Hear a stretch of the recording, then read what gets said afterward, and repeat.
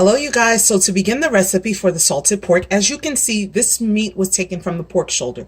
You can get the meat from the pork belly as well, and that's perfectly fine. You want it to have a bit of fat in it, and you can also use the skin of the pork as well. In Haitian cuisine, what the salted pork is used for is when we use it as a seasoning to put in our rice and beans, to put it in our anything, with our cornmeal, and it's usually called andouillette ou bien andouille, viande cochon salée. So what I've done, as you can see, is I've chopped up the meat really fine, small pieces, cubes, because what you do is you're going to put it in your rice. You want it to fry, and you don't take a lot. You need like about a half a tablespoon to a teaspoon, depending on the quantity. Now that piece I'm going to cut a little bit. For this amount of meat, you're going to add 2 tablespoons of salt. This is very simple, you guys, okay?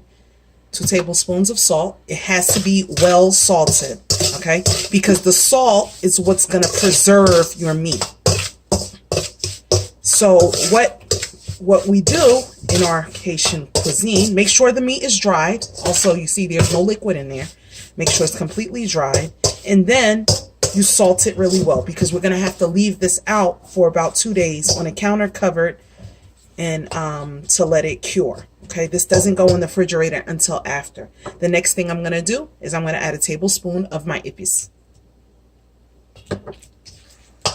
I made sure that I took my Epice and I let it, put it in a little strainer to remove the liquid that's usually associated with the Epice. Although it is with oil, made with oil, but it does have some liquid on top. You'll notice that. So now this is it.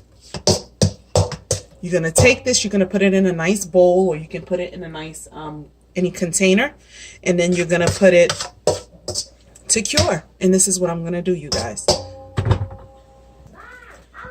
You can take a glass container as such, and you can put it right in there.